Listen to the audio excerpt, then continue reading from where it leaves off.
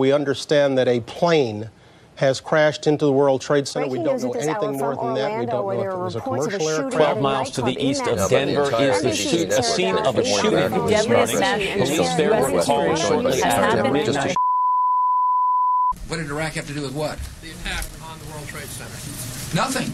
Hey, what's good, y'all? It's Red Flag Media. And, let's be honest, right?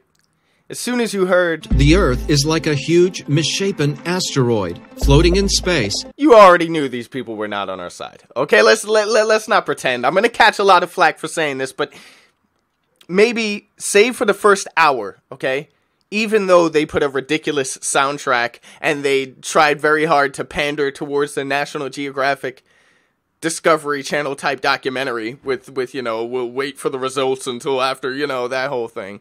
Save for that, they did a good job at showing experiments, which have already been done in one way or another by somebody within the community independently. They did a good job of, you know, showing these experiments and showing the levels and proving there is no curvature, right? But in the last half hour of the documentary, they just started throwing a whole bunch of stuff together and not really giving you any explanation as to any of it. Like, let's actually think about one of the key pieces of this whole documentary, right? The extra continent, which their motto is kind of based around, right? They spent 4 minutes talking about that continent, and it was like it was tacked on. Nothing.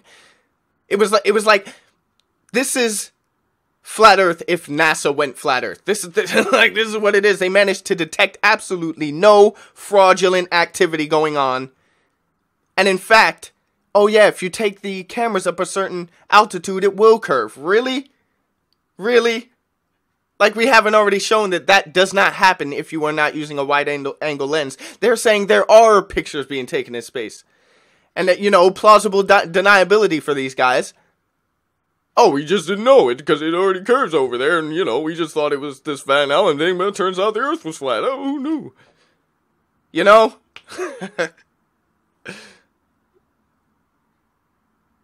I don't know, man. They contradict themselves almost immediately. Let's think about it. Like, as soon as that last half hour starts going, they go, oh, gravity doesn't exist, but, you know, there's this theory that Einstein came up with that is based solely upon gravity that we have to use to support our model. That makes sense to you? It does not exist. According to the experiments, gravity does not exist. And why do Earth photos taken from space show a curvature?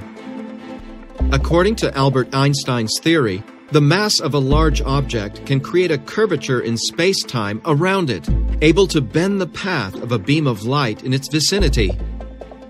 This phenomenon was called a gravitational lens. A gravitational lens. A gravitational lens. According to the experiments, gravity does not exist.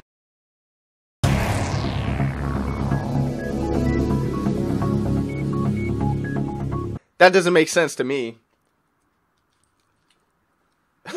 Like, oh, well, you know, the solar system might not exist, you know, maybe, who knows? This is important. It doesn't take somebody to 7 years that you have to take the whole heliocentric model away. You can't just chuck your little flat Earth thing into space somewhere and say, oh, the solar system might not be something, but we're still in space and it's still like rocks around and we're an asteroid and...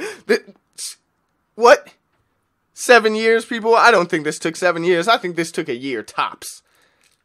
A year tops. What in that documentary is so conclusive besides their experiments, which, you know, they don't take a long time to conduct?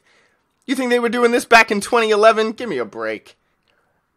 And if we go back to that continent, this is the picture they show for the continent. And then they switch immediately over into CGI to explain the rest. Now, who else do we know who does that?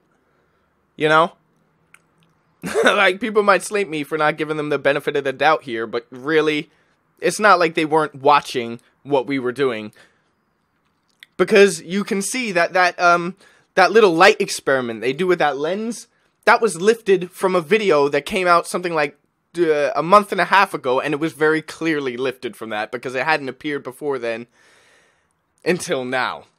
The following experiment simulates the behavior of day and night. We use a flat convex lens, a model of the continents, and an external light source simulating the sun. The result is a model of day and night in the corresponding time zones.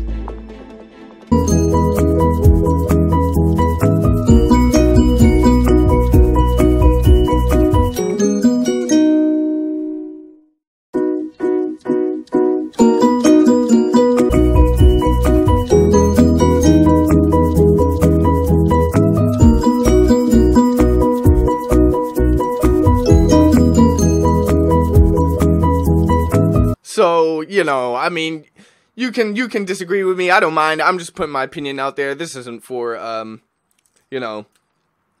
try and sway anybody's opinion. If you thought it was great, cool. But I just think it was a clear misrepresentation of the model. And, you know, they can do what they want from that. But it's not going to go anywhere good. Red Flag Media, I am out.